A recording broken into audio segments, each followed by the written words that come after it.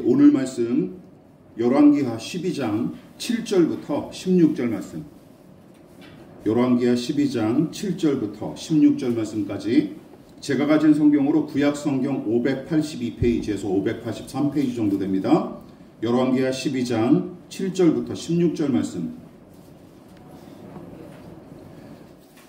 찾으신 줄 알고 저와 여러분이 한 절씩 번갈아 가면서 교독하고 마지막 절은 합독하도록 하겠습니다. 제가 먼저 7절 봉독하겠습니다. 요아스 왕이 대제사장 여호야다와 제사장들을 불러 이르되 너희가 어찌하여 성전에 파손한 데를 수리하지 아니하였느냐? 이제부터는 너희가 아는 사람에게서 은을 받지 말고 그들이 성전에 파손한 데를 위하여 드리게 하라. 제사장들이 당신의 백성에게 은을 받지도 아니하고 성전 파손한 것을 수리하지도 아니하기로 동의하니라. 제사장 여호야다가 한 궤를 가져다가 그것의 뚜껑에 구멍을 뚫어 여호와의 전문 어기 오른쪽 곧 제단 옆에 두매 여호와의 성전에 가져오는 모든 은을 다 문을 지키는 제사장들이 그 궤에 넣더라. 이에 그 궤 가운데 은이 많은 것을 보면 왕의 서기와 제사장들이 올라와서 여호와의 성전에 있는 대로 그 은을 계산하여 봉하고 그 달아본 은을 일하는 자 곧 여호와의 성전을 맡은 자의 손에 넘기면 그들은 또 여호와의 성전을 수리하는 목수와 건축하는 자들에게 주고 또 위장자와 석수에게 주고 또 여호와의 성전 파손한 데를 수리할 제목과 다듬은 돌을 사게 하며 그 성전을 수리한 모든 물건을 위하여 쓰게 하였으되 여호와의 성전에 드린 그 은으로 그 성전의 은대접이나 불집게나 주발이나 나팔이나 아무 금그릇이나 은그릇도 만들지 아니하고 그 은을 일하는 자에게 주어 그것으로 여호와의 성전을 수리하게 하였으며 또 그 은을 받아 일꾼에게 주는 사람들과 회개하지 아니하였으니 이는 그들이 성실히 일을 하였음이라. 다같이 속건제의 은과 속죄제의 은은 여호와의 성전에 드리지 아니하고 제사장에게 돌렸더라. 아멘. 말씀의 제목을 우리 다 같이 한번 읽어보시겠습니다. 시작. 그들이 성실히 일을 하였음이라. 그들이 성실히 일을 하였음이라 라는 제목으로 하나님의 말씀 은혜 나누도록 하겠습니다. 남왕국 남유다의 8번째 왕인 요아스는 아달랴가 왕족을 학살하는 와중에도 고모와 고모부인 여호세바와 여호야다 덕택에 운 좋게 살아남을 수 있었고 여호야다의 주도로 이루어진 개혁과 혁명을 통해 왕위에 오른 독특한 이력의 인물이 바로 요아스 왕입니다. 또한 남왕국 왕들의 이야기를 주로 다룬 역대서가 요아스의 일대기를 좀 더 상세하게 다뤘지만 열왕기서 본문은 성전 보수와 관련된 이야기만 집중적으로 다뤘죠. 그래서 지난 설교에서 우리가 무엇에 대해서 살펴봤습니까? 같이 읽어볼게요. 시작. 성실한 악으로 파손되고 직무유기로 방치된 하나님의 성전에 관한 내용을 주제로 은혜를 나눴는데 성전 수리 명령을 외면한 채 직무를 유기한 제사장들의 잘못이 분명하지만 그 이유만이 전부가 아닐 뿐더러 납득하기도 어렵다고 제가 지적했었죠. 그리고 그 의문과 찝찝함을 조금이나마 해소할 수 있는 구절을 발견했는데 바로 같은 사건을 기록한 역대하 24장은 제사장들의 직무유기를 꼬집음과 동시에 아달랴 여왕의 잔당들이 저지른 성전 훼손과 성물 빼돌리기가 문제였음을 덧붙여 지적하고 있다라고 제가 말씀드렸어요.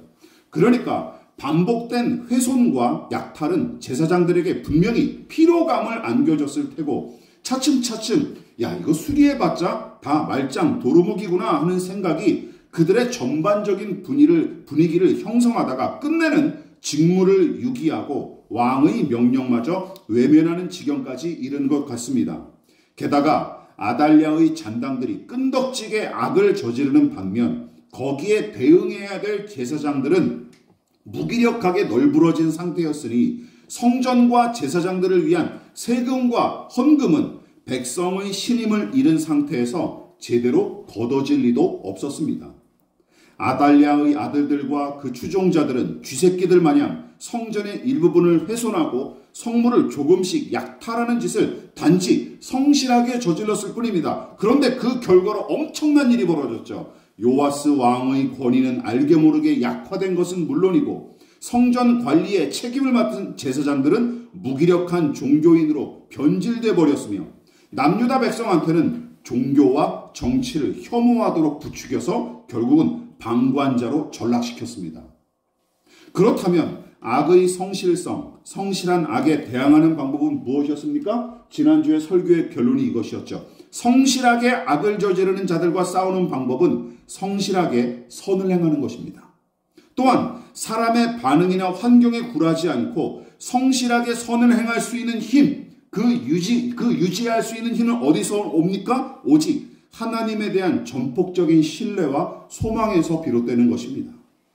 하마터면 요아스 왕을 비롯한 남유다는 악한 자들이 성실하게 저지른 악에 휘둘려 얼른 망할 뻔했지만 다행히도 성전 보수와 사명 회복의 선한 일을 위해 두 팔 걷어붙이면서부터 악순환의 고리를 끊어낼 수 있었습니다. 자, 오늘은 그 회복의 과정을 통해 몇 가지 통찰과 은혜를 나누도록 하겠습니다. 세 가지로 살펴볼게요.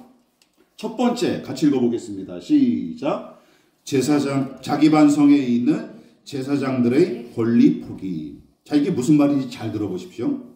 훼손된 성전을 보수하지 않은 채 방치한 근본적인 원인은 무엇입니까?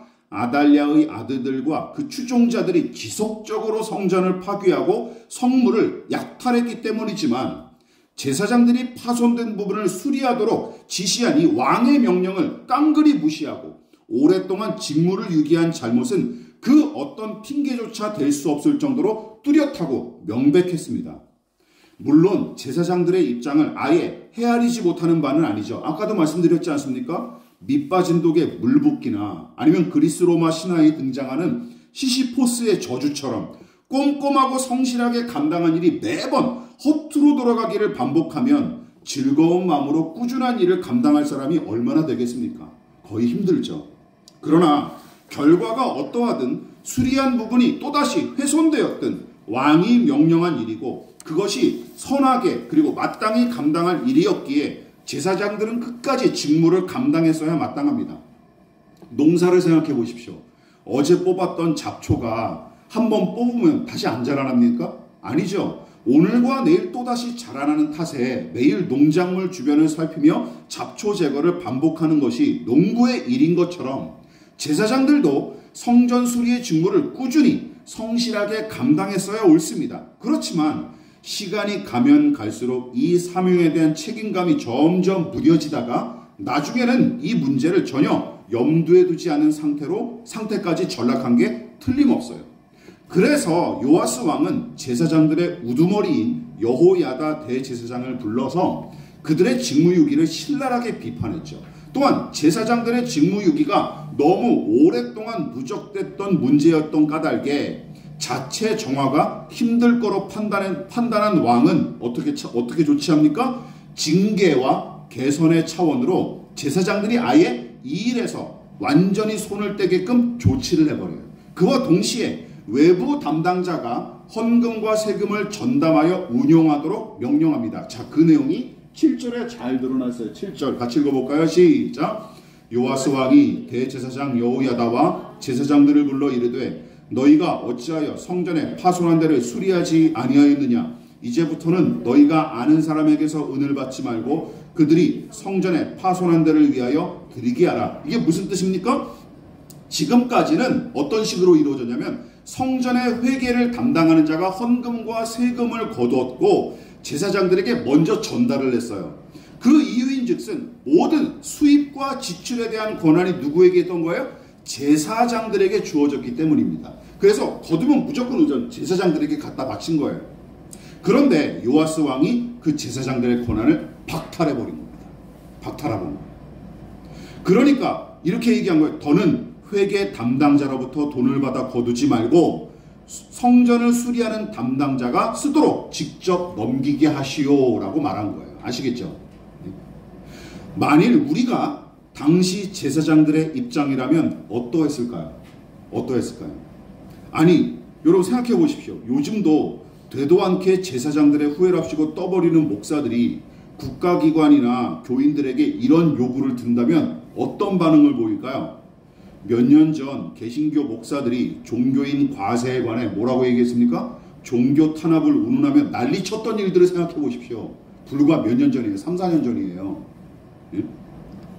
저는 그 전부터 이미 우리 교회를 국세청에 등록했었고 거기서 지시한 대로 목회자 수입을 보고해서 세금 계산기를 돌렸더니 그때부터 지금까지 계속 세금이 얼마나 나오는지 아십니까? 0원으로 산출됐어요. 낼 게 없어요. 국가에서도 인정해주는 가난한 교회예요. 그러면 생각해 보십시오. 도대체 그 많은 개신교 목사들이 무엇을 위해, 누구를 위해 그렇게 계거품을 물었던 걸까요?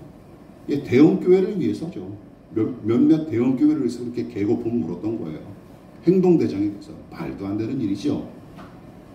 자, 그렇다면 이제 우리 본문으로 다시 들어가 봅시다. 대제사장 여호야다와 나머지 제사장들은 다른 담당자를 세워서 세금과 헌금을 관리하라 하는 왕의 명령에 어떤 반응을 보였을까요? 보통은 불쾌하게 여기고 반기를 들었을 것 같습니다. 당연하죠. 성전의 재정에 관한 사안은 오로지 제사장들한테만 주어진 특별한 권한이었는데 왕은 그 권리 자체를 아예 포기하도록 명령했기 때문입니다. 그러나 제사장들은 요아스 왕과 그의 정책에 대해 종교 탄압을 운운하며 제밥그릇 지키기에 급급하기는커녕 오히려 왕의 명령에 수긍하고 기꺼이 따르기로 결의를 합니다. 8절 같이 읽어볼게요. 시작. 제사장들이 다시는 백성에게 은을 받지도 아니하고 성전 파손한 것을 수리하기도 아니하기로 동의하니라. 여러분, 아마도 대제사장 여호야다를 필두로 제사장들 무리가 긴 세월 동안 왕의 명령을 거스르고 직무를 유기한 잘못을 깊이 반성했던 게 틀림없어요. 그뿐만이 아니라 그에 상응하는 책임을 지기 위해 파격적인 왕의 조치에도 기꺼이 순종했던 게 틀림없습니다. 여러분, 손해와 희생을 감수하면서까지 제 권리를 포기하는 것은 결코 쉽지 않은 일이고 아무나 할 수 있는 일도 아닙니다. 그렇지 않습니까? 아무나 할 수 있는 일이 아니에요. 게다가 돈 문제 아닙니까? 돈 문제예요. 돈 문제. 세상은 말할 것도 없고 심지어 교회와 교단 내에 일어나는 갈등과 분쟁도 명분은 그렇죠. 교단과 교회를 위하여 하나님의 뜻에 따라 하는 명분을 운운하면서 그럴듯하게 포장은 하지만 결국 그 포장을 한 커플 뜯어보면 결국은 뭡니까? 돈과 권력을 쟁취하기 위해 벌어지는 일들이 대부분입니다. 99%예요. 대부분 교회 안에서 일어나는 갈등과 분쟁은요. 중대형 교회의 불법 세습 왜 일어납니까? 돈 때문에 그렇습니다. 교단과 교회가 지속해온 매관 매직 뭘로 이루어져요? 돈으로 이루어져요. 돈 없으면 장로, 황존집분 건사 못 됩니다. 정치 권력과의 밀착, 전횡을 일삼는 담임 목사와 중직들, 교회 건축과 선교를 빙자한 땅 투기, 교회 재산을 놓고 벌이는 알력 다툼, 목사 청빙 과정과 은퇴 목사 전별금 문제 등등 여러분 언급한 것들 중에 돈 문제와 무관한 일이 하나도 없어요. 아시겠죠? 돈 문제와 무관한 것이 하나도 없어요.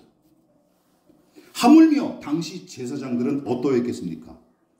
그런데도 그동안 고유한 권한이자 특별한 직무로 여겼던 일마저 그들은 과감히 내려놓고 왕의 명령에 따라 이 사안에서 완전히 손을 떼기로 동의한 이 제사장들을 보십시오. 왕이 명령한 일이었기에 순순히 따른 것으로 보기에도 무리가 있어요. 여러분 23년 동안 왕의 말도 안 들었잖아요. 그렇잖아요. 그러니까 갑자기 왕이 명령하시더니 뭘 듣자. 이게 말이 돼요? 안 되죠. 23년 동안도 안 들었던 사람들인데. 그러므로 이것밖에 해석이 안 돼요. 대제사장 여호야다를 필두로 제사장들이 그동안 저지른 직무유기의 잘못을 깊이 통감하고 반성했기에 가능한 일이었어요. 그리고 무엇보다 성전 재정에 관한 권리 포기와 왕의 명령에 대한 순종이 무엇을 증명해 줍니까? 이들의 회개의 진정성을 증명하는 강력한 증거예요. 왜냐하면 진정한 회개는 저지른 잘못을 후회하고 반성하는 마음은 물론이고 그 잘못으로 인해 벌어진 결과를 책임지는 것까지 포함하기 때문입니다. 믿으십니까? 이게 진정한 회개예요. 여러분, 미안하고 송구스러운 마음을 느끼는 게 끝이 아닙니다. 미안하고 송구스러운 마음을 내가 가지고 있어. 그러니 알아줘. 이건 말도 안 되는 거예요. 내 잘못으로 상처를 입은 상대방에게 더는 제 권리를 요구하지 않고 끝까지 배상과 보상을 책임지기 위해 몸부림치는 것. 또한 같은 잘못을 반복하지 않기 위해서 과감히 가던 길을 돌이켜 걷는 것. 여기까지가 참된 회개입니다. 믿으십니까? 이게 참된 회개예요. 요아스 왕이 지적한 대로 자신들의 잘못을 기꺼이 인정하고 그동안 쥐고 있던 고난마저 과감히 포기한 제사장들이 바로 그 좋은 본보기를 오늘 본문에서 보여주고 있습니다. 그러므로 미안한 마음 따위에 속지 마십시오. 그리고 스스로도 속이지 마십시오. 남에게 강요하지 마십시오. 내가 이렇게 미안한 마음을 가지고 있는데 왜 너는 용서를 안 해주냐. 이렇게 되면 이거는 회개가 아니에요. 반성이 아닙니다. 믿으십니까? 네, 잘못된 일이에요. 그러나 성전 보수는 제사장들의 권리 포기로 마무리가 되지 않았습니다. 더 나아가야죠. 거기서 두 번째 무엇입니까? 자, 시작. 투명하고 합리적인 재정개혁과 운영이 시작됐습니다. 여러분, 제사장들이 성전 재정에 관해 손을 떼기로 한 일은 시작에 불과할 뿐입니다. 이후에는 성전 보수를 위한 재정의 확보 및 관리 방안을 수립하고 거기에 따라 적절하게 재정을 지출함으로써 실제로 성전에 훼손된 부분을 수리하는 데까지 나아가야 마땅하죠. 그래서 그동안 성전을 위한 재정 모금과 그 지출을 총괄했던 대제사장 여호야다가 기존의 모금 방식을 고수하지 않고 과감하게 변화를 주는 일에 먼저 앞장을 섭니다. 대제사장 여호야다가 앞장을 서요. 그런데 그 방식이 다른 제사장들과 백성의 큰 호응을 얻게 되고 이로 인해 자원하여 바치는 헌금과 세금도 늘어나는 아주 좋은 효과가 일어나는 것이죠. 여러분, 열왕기하 본문과 역대하 본문이 비슷하게 그 내용을 기록했는데 우리 역대하 24장을 같이 읽어볼까요? 자, 시작. 이에 왕이 말하여 한 궤를 만들어 여호와의 전 문 앞에 두게 하고 유다와 예루살렘에 공포하여 하나님의 종 모세가 광야에서 이스라엘에게 정한 세를 여호와께 드리라 하였더니 모든 방백들과 백성들이 기뻐하여 마치기까지 돈을 가져다가 궤에 던지니라. 열왕기하는 여호야다 제사장이 큰 궤짝 하나를 가져다가 뚜껑에 구멍을 낸 다음에 그것을 성전 입구 오른쪽 기둥 옆에 놓아두었고 문을 지키는 제사장들이 성전에 들어오는 모든 헌금과 세금을 그 궤짝에 넣도록 조치한 거로 기록했습니다. 다만 역대하는 이 일이 요아스 왕의 명령으로 시작된 것처럼 기록한 게 열왕기하 본문과는 조금 다른 양상이죠. 여러분, 그러나 그보다 더 중요하게 살펴봐요. 누가 주도했냐? 여호야다냐? 요아스냐? 이걸 따지는 게 문제가 아니라 더 중요하게 살펴봐야 할 것은 무엇이냐면 열왕기하와 역대하가 공통적으로 강조하는 바가 있습니다. 그것이 무엇일까요? 바로 성전 재정의 모금 방식이 기존에 비해 어떻게 바뀌었을까요? 훨씬 공개적이면서도 투명한 방식으로 전환됐다는 점이죠. 사람들이 오고 가는 성전 기둥 문 앞에다가 그냥 이 헌금함을 갖다 놔버린 거예요. 누가 냈는지 알 수 있게. 그리고 궤에 구멍을 뚫어서 나오는 구멍은 없게 만들었어요. 한꺼번에 모아서 재정 담당자와 대제사장이 함께 그 헌금을 계수하도록 조치한 것이죠. 여러분, 다시 한번 말씀드리지만 성전 재정 모금 방식이 기존에 비해 훨씬 공개적이면서도 투명한 방식으로 전환됐다는 점이 중요합니다. 또한 모금한 재정을 쓰는 방식도 달라졌는데 역대하가 같은 내용을 좀 더 쉽게 기록했기에 함께 좀 더 살펴보도록 하겠습니다. 역대하 24장 10절과 13절 좀 길지만 같이 한번 읽어볼게요. 자, 시작. 레위 사람들이 언제든지 궤를 메고 왕의 관리에게 가지고 가서 돈이 많은 것을 보이면 왕의 서기관과 대제사장에 속한 관원이 와서 그 궤를 쏟고 다시 그곳에 가져다 두었더라. 말씀드린 거죠? 때때로 시작. 때때로 이렇게 하여 돈을 많이 거두매 왕과 여호야다가 그 돈을 여호와의 전 감독자에게 주어 석수와 목소를 고용하여 여호와의 전을 보수하며 또 철공과 노쇠공을 고용하여 여호와의 전을 수리하게 하였더니 기술자들이 맡아서 수리하는 공사가 점점 진척되므로 하나님의 전을 이전 모양대로 견고하게 하니라. 바로 후반부의 내용이 바로 그게. 걷어들인 헌금과 세금은 왕과 대제사장이 각각 파견한 관리들이 함께 모여서 투명하게 계산을 했어요. 감시하면서 계산하는 것이죠. 그리고 계산한 돈은 성전 수리를 맡은 감독관에게 직접 전달했고, 그 감독관은 수리를 담당한 기술자들에게 직접 임금을 지불하게 된 거예요. 회계를 담당한 감독관이 그 돈을 직접 이제 기술자들에게 제사장을 거치지 않고 중간에 직접 전달하게 된 것이죠. 여러분 보십시오. 그러니까 세금과 헌금을 걷어들이고 계산하는 것뿐만 아니라 지출과 감사까지 제사장들이 전부 다 전담했던 것이 기존의 방식이라면, 이제는 세금과 헌금을 모금하고 계산하는 방식이 공개적으로 이루어짐으로써 투명성을 확보했고, 재정 지출도 실무자가 직접 관리하는 방식으로 바뀌면서 합리성까지 확보하게 된 거예요. 그럼으로써 덩달아 백성은 어떻게 됩니까? 더더욱 기꺼운 마음으로 헌금할 수 있는 분위기가 조성이 된 것이죠. 백성들도 이제 알아요. 야, 우리가 쓰인 헌금이 그대로 쓰여지는구나 라는 걸 이제 알게 되니까 더 기쁜 마음으로 헌금할 수 있게 된 것이죠. 이처럼 아달랴의 잔당들이 저지른 악순환의 고리가 끊어지고 마침내 선순환의 구조가 확립되기에 이릅니다. 여러분, 이처럼 거저 이루어지는 개혁은 존재하지 않습니다. 개혁이란 거저 이루어지지 않아요. 철저한 반성에 뒤따른 제사장들의 권리 포기가 있었죠. 또한 투명하고 공정하게 운영되는 제도와 체계가 수립되었을 때 비로소 재정개혁이 시작됐습니다. 그리고 남유다 백성이 전반적인 분위기를 조성한 덕택에 또한 가능했던 것이죠. 여러분, 그뿐만이 아닙니다. 마지막으로 요아스 왕과 여호야다 대제사장은 자칫하면 소외되기 쉬운 어떤 사람들의 생계를 외면하지 않고 그들을 돌보죠. 자, 마지막으로 살펴볼 것은 이 내용입니다. 같이 읽어볼게요. 시작. 율법에 따라 마련한 제사장들의 목. 지난 설교에서 저는 일부 제사장들이 생계를 위해 성전 보수에 써야 할 세금과 헌금을 유용하거나 횡령한 정황이 있다라고 제가 지적했었죠. 문맥상 그럴 만한 여지가 충분합니다. 우선 요아스가 즉위하기 직전에 다스린 사람이 누굽니까? 이 그 못된 아달랴 여왕 아니었습니까? 그녀였고, 그녀는 즉위할 때부터 이미 하나님을 무시하고 하나님의 성전을 좀먹기 시작했는데, 하물며 여러분, 남유다 백성이 하나님께 힘과 정성을 다해 제사했을 리가 있습니까? 여왕이 그 짓거리를 앞서서 저지르는데 말이죠. 제사가 무너졌을 거예요. 여러분, 제사가 무너지면 당연히 뭐가 줄어들까요? 당연히 거기에 바쳐지는 제물과 헌금도 급격히 줄어들기 마련이었을 것입니다.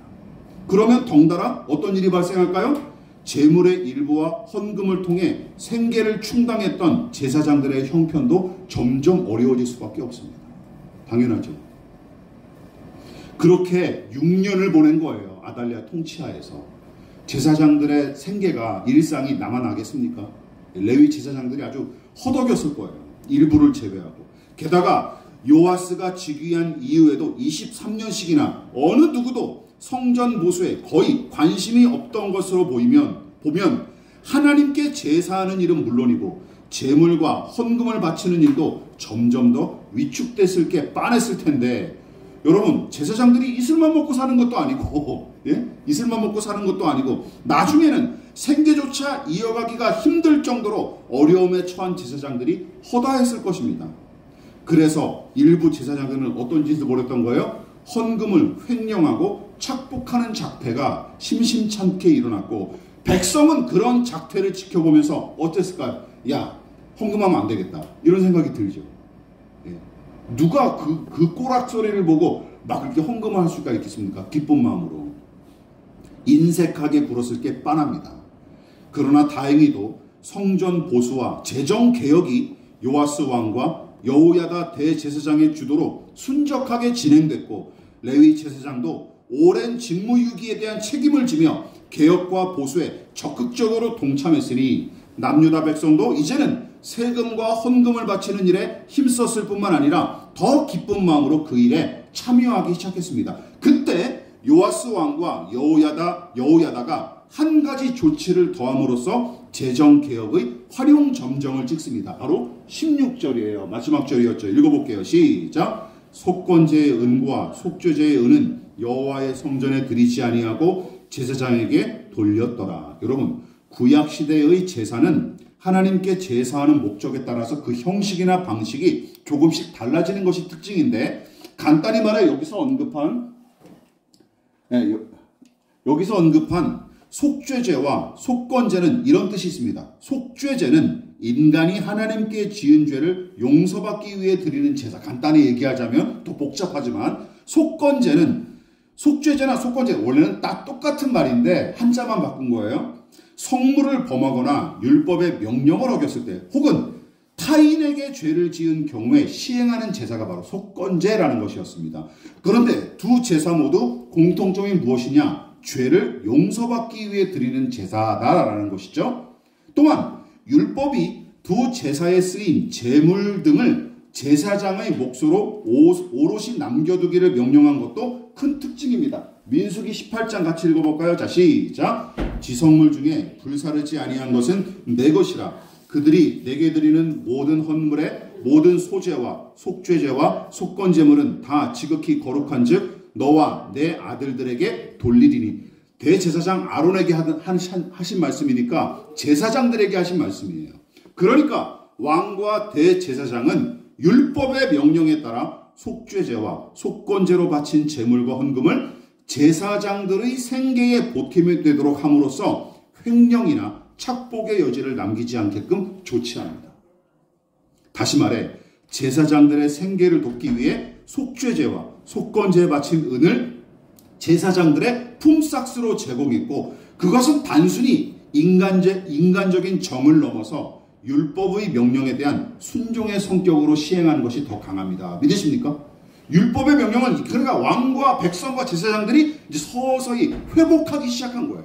율법의 명령에 대한 순종을 말이죠. 그 신앙심을 회복해 나가기 시작했던 거예요. 이처럼 진정한 순종이 여러분 생명을 살리고 생활을 진작시키는 모습으로 나타난 것을 보십시오. 진정한 기독교적 순종은 이렇게 나타나야 마땅합니다. 믿으십니까? 생명을 살리고 생활을 진작시키는 모습으로 나타나야 하는 거예요. 교회를 다니는데 자꾸만 돈 내놓으라고 그러고, 직장 다니는데 자꾸 평일날 나오라 그래가지고 빠지게 만들고, 그래서 직장 잘리게 만들고, 이런 교회 다니지 마십시오. 여러분들이 이사를 가고 어디를 가더라도 이렇게 생활을 파괴하고 나의 일상을 좀먹는 교회는 그 자체로 불건전한 것입니다. 아시겠죠? 다시 한번 말씀드립니다. 진정한 순종이 생명을 살리고 생활을 진작시키는 모습으로 나타나는 거예요. 예수님 말씀대로 살리는 것은 영이니 하고 요한복음 6장 63절에서 말씀하시지 않으셨습니까? 하나님의 영이 역사하는 것은 살리는 일이 일어나는 것입니다. 믿으십니까? 살리는 일이 일어나는 거예요. 그 말씀대로 여기 등장하는 모든 등장인물들이 영이신 하나님의 마음을 품고 함께 살아나고 함께 회복하는 모습을 보십시오. 또한 이 남유다가 이 잠시나마 한때나마 하나님 나라답게 세워지는 모습을 여러분 보십시오. 얼마나 오랜만입니까? 이런 모습들이. 말씀을 마무리하도록 하겠습니다. 지난날 저지른 잘못을 진심으로 뉘우치고 그에 대한 책임을 지기 위해 권리까지 포기한 제사장들, 거기에 부응하여 그동안 생계 문제로 어려움을 겪는 제사장들의 사정을 헤아리고 율법의 명령을 최대한 적용하여 그들의 몫을 챙기도록 조치한 요아스 왕과 남유다 백성, 그리고 건전한 재정 관리를 통해 성전 보수에 박차를 가한 성실한 일꾼들, 열왕기하 본문은 그들 모두를 가리켜 다음과 같이 칭찬했습니다. 마지막으로 읽어볼게요. 시작. 이는 그들이 성실히 일을 하였습니다.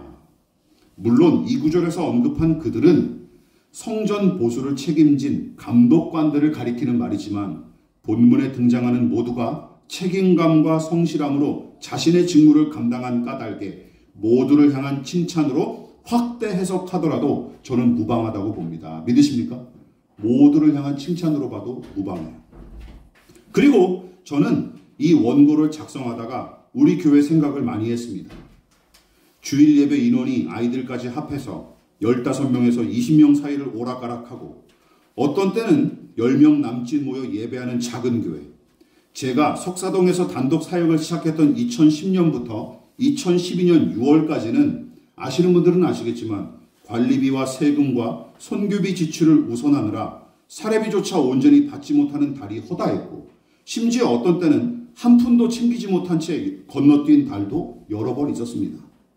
그런데도 나름대로 인내하며 사역을 이어왔습니다. 그리고 만천리로 이사한 때부터 여기 후평동에 터를 잡고 지내온 지금까지 제때에 꾸준히 사례비를 받은 것 자체를 저는 은혜로 여기며 감사하며 살아왔습니다. 지금도 마찬가지입니다. 2023년 1인 가구 최저 생계비가 124만 6,635원에도 6,635원이라고 해요. 거기에 못 미치는 사례비일지라도 저는 오히려 과분하게 감지덕지했을 뿐만 아니라 도리어 피땀 흘려 번 물질을 구별하여 바치는 교우 여러분들에게 송구스러울 때가 훨씬 많았습니다. 그래서 헌금과 재정이 허투루 낭비되지 않게끔 애를 쓰고 몸부림을 친 게 사실입니다. 또한 교우 여러분도 저의 그러한 진심을 헤아려 주셨을 뿐만 아니라 십시일반의 수준을 넘어선 여러분의 헌신 덕택에 지금까지 교회가 안정적으로 유지될 수 있었습니다. 기적이라고 저는 생각합니다. 우리 교회 존재 자체가 저는 기적이라고 생각합니다. 무엇보다 가난하고 연약한 우리의 형편을 초월하여 일하시는 하나님, 우리의 헌신을 작은 헌신이라도 귀하게 여기시고 얼마든지 일하신 하나님 덕택에 여기까지 올 수 있었음을 고백합니다. 그리고 저는 이 설교를 준비하면서 여러분들에게도 저와 여러분들에게 하나님께서 동일하게 칭찬하실 거로 믿습니다. 믿으십니까? 어떻게 해요? 네, 이렇게. 그들이 성실히 일을 하였습니다. 아멘이십니까? 네, 이 믿음 가지시고 하나님의 칭찬을 바라시고 끝까지 인내하는 저와 여러분 되시기를 주님의 이름으로 부탁을 드리겠습니다. 네, 기도하겠습니다. 지금은 우리를 위하여 십자가에 몸버리어 피 흘려 돌아가신 예수 그리스도의 한량없으신 은혜와 하나님 아버지의 지극하신 사랑하심과 성령 하나님의 영원한 사귐이 그리스도 예수 안에서 그리고 하나님의 은혜 안에서 성령의 인도하심 안에서 주님과 발맞춰 살아가고자 겸손히 머리 숙인 사랑하는 성도들의 머리 위에 저들의 가정과 직장과 사업장과 학업과 장래 가운데 이 나라 이 민족과 한국교회와 저 북녘의 동포들과 세계와 열방 가운데 지금부터 영원히 함께 하시기를 간절히 축원하옵나이다. 아멘.